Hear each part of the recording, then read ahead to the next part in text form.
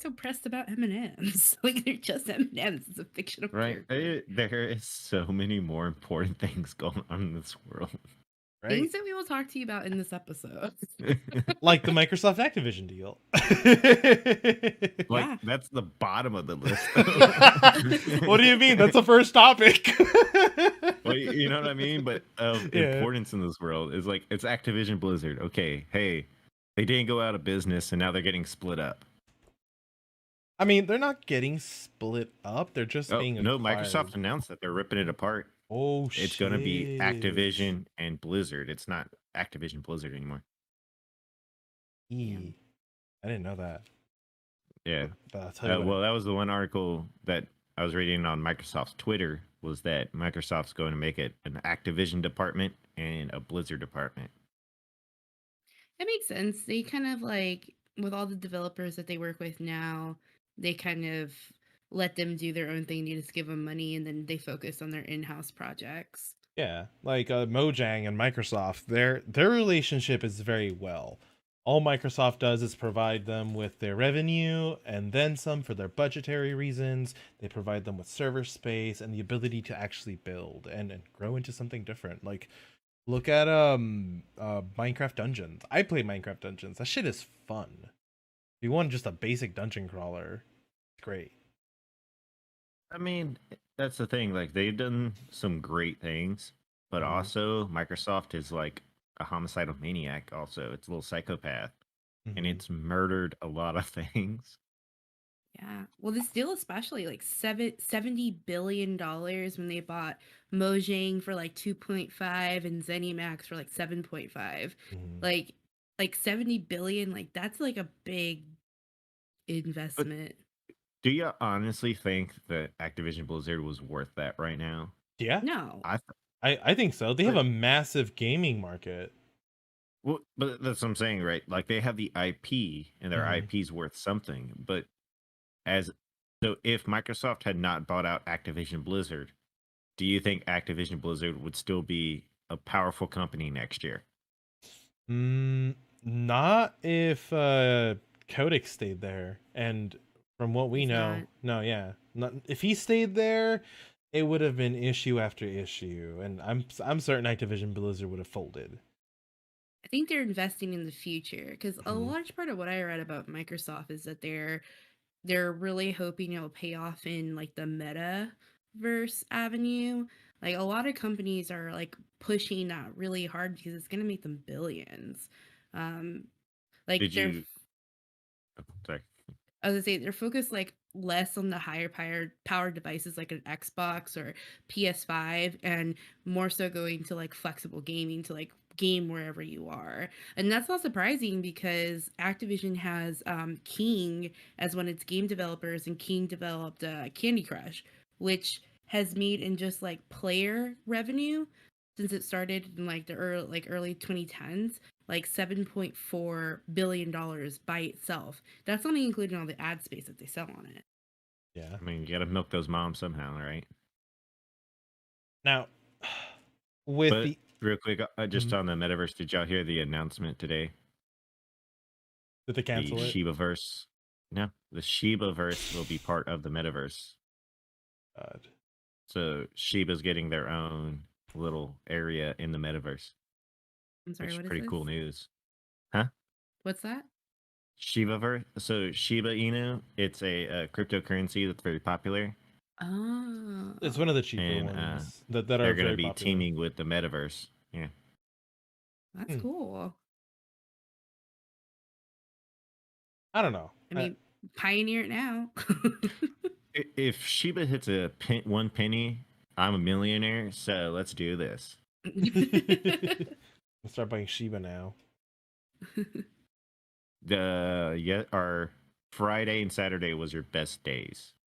So you better hop on that train now before it comes up because Bitcoin's already up about 8% from where it was since Mhm. the crash. Yeah. Yeah, the crash happened just recently. No, but Microsoft finds itself in a very precarious situation currently because Microsoft is not new to monopolyism suits against it from the government. It happened back in the day when they forced every person who was using Windows 1995 or Windows, not DOS, yeah, Windows 1995 to only use one web browser and didn't allow you to use any others. And they faced a second one immediately after that for monopolyism for Windows, and they had to kind of comply with the federal government to get around that. But if they keep buying gaming studios left and right, we're gonna have an issue, especially looking at it from a cons point of view. Like when Microsoft acquired ZeniMax, a Microsoft spokesperson had said, "Yeah, we'll honor the contracts with the PlayStation Store so that the games that you like that are produced by the companies that are owned by ZeniMax, they'll continue to be there." Now we can't find Call of Duty games on the PlayStation 5s at all. They're all PC and Xbox exclusives. So that's the one thing that everyone's kind of waiting for the shoe to drop for Microsoft to say, and these contracts are up. Everything that was owned by Activision Blizzard is now Xbox and PC. I feel like that's like having your cake and eating it too. Mm-hmm. Like, yeah. But then again, I mean, look at Activision Blizzard. Like, when was the last new game that was popular from them? Overwatch. But yeah, how old's that? Like 2014, right? Yeah. And then WoW Classic. Late. Yeah. Then WoW Classic came out recently, but that's not a new. That's what I'm saying. Like, so the most anticipated games right now are the next Call of Duty, Diablo 4, which I don't like. They waited so long on Diablo. I don't know. Like, they're gonna have a player base, but they're not gonna have the dedicated base they had, because even the shit that happened with Blitzchung, like that right there, you saw their user base drop dramatically. And then we saw their user base drop again when they're like, "Oh, Diablo for your phone." Yeah, that was just an epic fail. That was a terrible announcement. Well, they also have World of Warcraft, which has a really dedicated following, but I don't know if their numbers have fallen off lately. Yeah, they've been bleeding users to Final Fantasy 14. Yeah. Final Fantasy 14 was like the biggest MMO of 2020, I believe. Like right now, I don't know about lately, but even like right now, it's like a 3-hour wait just to get on a server for Final Fantasy 14. Which is crazy to me. Why would anybody wait that long? Like, I wouldn't. Like, we're in a age of instant gratification. I don't want to wait that long for a server. Yeah, but like, like we've had the conversation before where people say, "Hey, I get up, I get in queue, I get up, I go take my shower, I make my breakfast, I get my coffee, and by the time I sit down, I'm ready to go." You're loaded in. Or you're ready to read a book while you wait another hour. Cage had his message in the chat. He says, "Bro, just get a PC and you're fine." Dude, for real, Cage, we finally convinced our friend Kiwi Head to get a PC over a Series 1X, and he's not regretting it. Like, he's very happy with his choice. He was telling me on a private chat between him and myself, like, "Hey, I'm just gonna like." I was trying to help him with some driver issues because he couldn't play Halo with us this past Wednesday, and I was talking to him on the side, and he's like, "You know what? I'm just gonna get rid of Game Pass Ultimate. It's not worth it. I can't even open Halo." And I'm like, "Dude, don't get rid of it. It's worth it. There are other games on there you want to play. Trust me." On that note, with the announcement of the Activision deal, Microsoft also announced it hit its 25 million subscribers to Game Pass, which estimates about $400 million in monthly revenue. Fucking damn. I mean, but how can you beat the value? Because even like so we can say Game Pass puts out more new stuff than Disney Plus, right? Oh yeah, definitely. And so it's worth to have the fact that you don't have to buy PC games or Xbox games, you can just go in between, is worth the $15 a month. Mm-hmm. And Absolutely.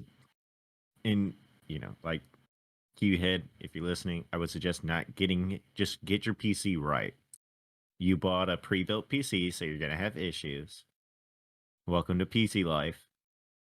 Yeah, yeah. It's like I But Google is I your have to best friend. restart mine before every stream. Okay, I feel it. Reddit threads.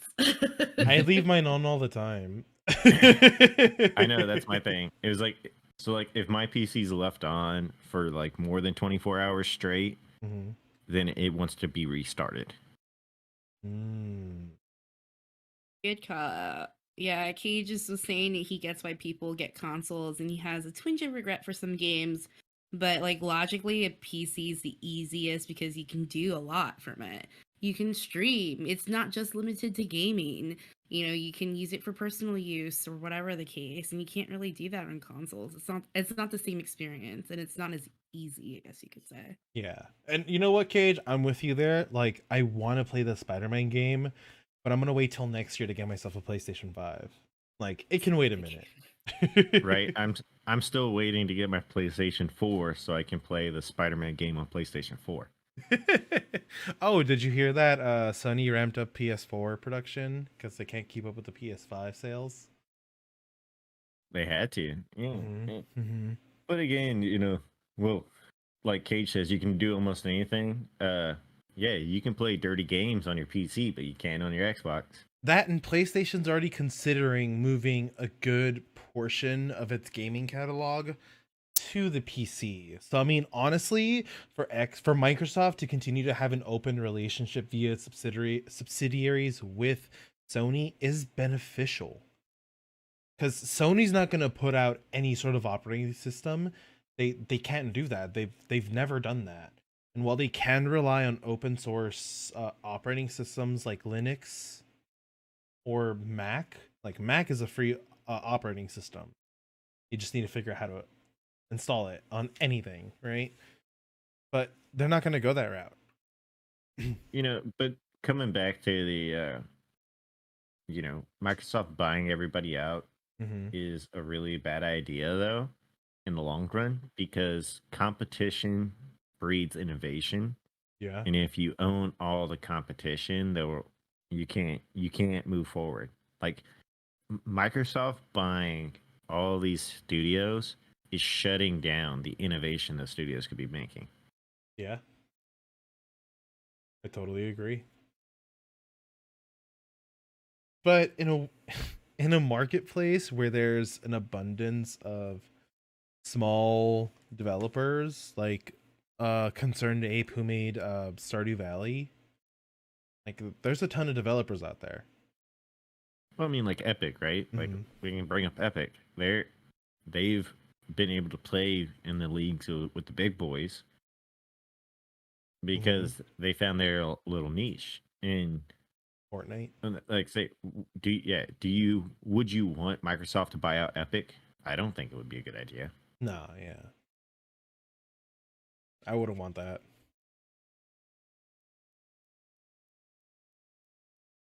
So when is this like? I don't know. What is it? A merger or acquisition? It's an acquisition. When will They're it like? buying it, yeah. When do they start like rolling out these changes and stuff? So the Microsoft spokespersons haven't given out any information on that yet, and I don't even know if Microsoft has to Probably wait next year sometime. Yeah, definitely next year. But I don't even think Microsoft is looking to the government to see if they can acquire it. Kind of like with T-Mobile acquiring Sprint a couple years ago. Even then, that was like heavily contested in court. Yeah, it was. It took them a full extra year just to get past that. See, but that's again, I mean, so that's when you get into the trust laws, right? Like we lived through SBC, right? Y'all remember SBC here? Well, they were broken up. No, they weren't. Southwest, Southern Bell Corporation is who we had. There was multiple, right? So back in the day, you had Southwestern Bell, Southern Bell, Midwestern Bell, right? And then so they were broken up at that time, and then they were kind of able to like weasel their way all back together, and then we had to break them up again, and and then Whoa, whoa, whoa, AT&T bought 5 feet them all, apart. right? And then AT&T bought it all, and so it was all fine now.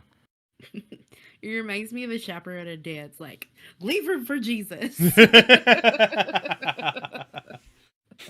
But yeah, I'm excited to find out what else will come out of this.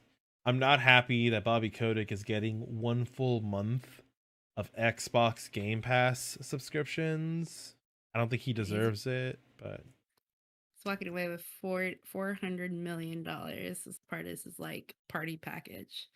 what a fucking piece of shit. That's all I gotta say. Just be CEO and allow the shit to happen under his watch. It's embarrassing. Do you think that with some of the technology that Microsoft's been able to acquire, like Twitch, that they're going to be able to better games like WoW with that? Oh, you mean acquisition of oh my god, what were they called? Oh, Mixer, my bad. Mixer, there you go. Yeah, I think they could. I definitely think they could. I mean, already it eliminates the necessity to have to purchase and host servers. And if anyone knows how to host a fucking server, it's Microsoft.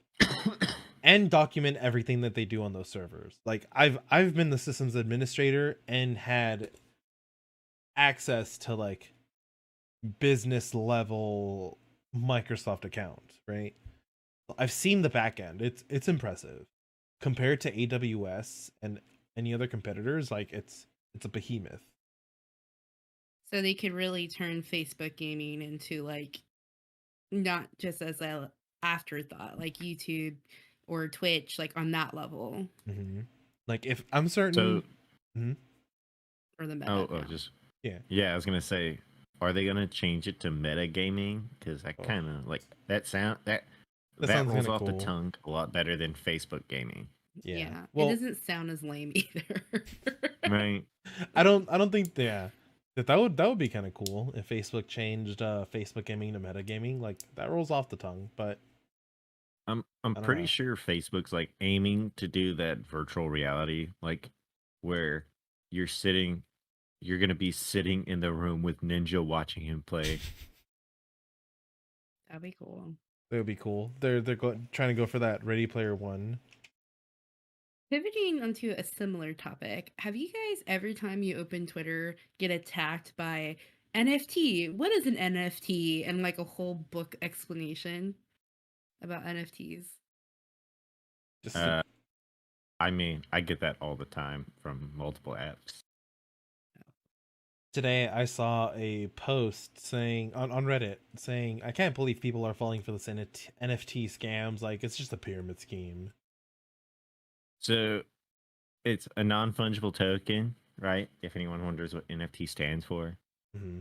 But I mean, so the argument people are making, right, is if we put it in real world terms, if I go to Walmart and I buy a print of the Mona Lisa from Walmart in the poster section, and I go home, I'm not able to claim I have an original Mona Lisa, right?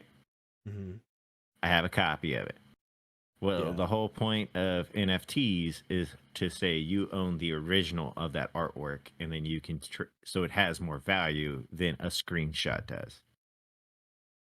That's the number one argument I keep seeing on Twitter, especially. They're like, why are these dumbasses going to buy an NFT when you can just screenshot it?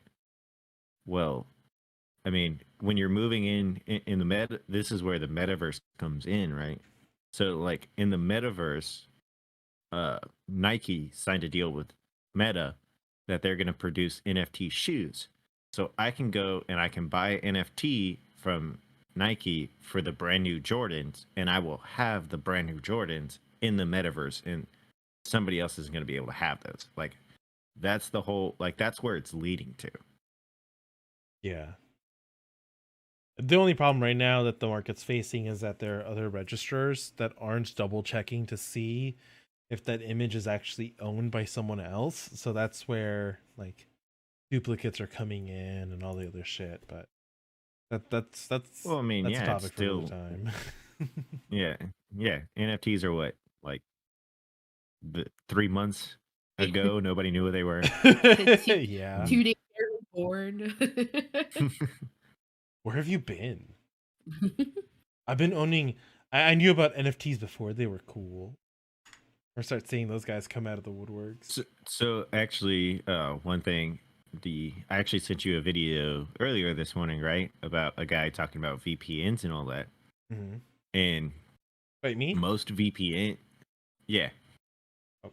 but it's part of a different conversation we've been having. Mm. But again, most VPNs run or they encrypt their data into NFTs, and then they transfer that NFT to the other device, and that device decrypts it. Mm-hmm. And that's how you secure your information over your VPNs. And I was like, that's cool. I did not know that's actual, like, real world use of NFTs. Technology is amazing, man. There's so much I don't know. You guys teach me a lot. The NFT in cryptography world is insane once you actually start understanding what all goes into it. There's a lot of fucking math behind it, and it's one massive fucking cipher. Like SSL, HTTPS, like they're all built on different ciphers. So that's like a lot of crypto and like NFT projects are posed to replace most of what our internet security protocols are nowadays. The what is it called? Infrastructure of the internet is changing as we know it. Mm-hmm. And so that's like a huge thing, right? So the United States just made a big investment into the infrastructure, but then again, it's like we just put a bunch of money into a dying system because the system itself is evolving. And you'll hear, like Web 3.0 and all this other stuff that people talk about. It's like that's where the world's moving towards, and we're still focusing on like dial-up, Because parts of rural America still only get dial-up.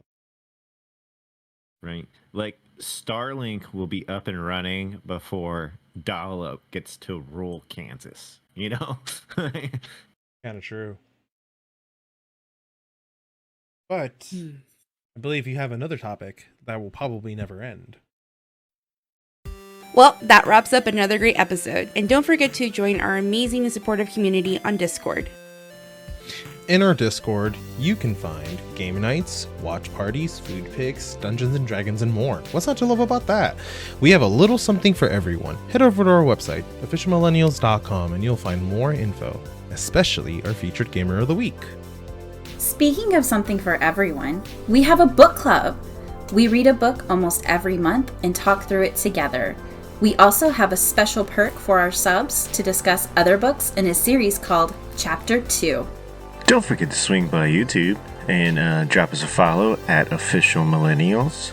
You can also find us on Twitter at MillsOfficial. We appreciate all the support, and y'all have a good one.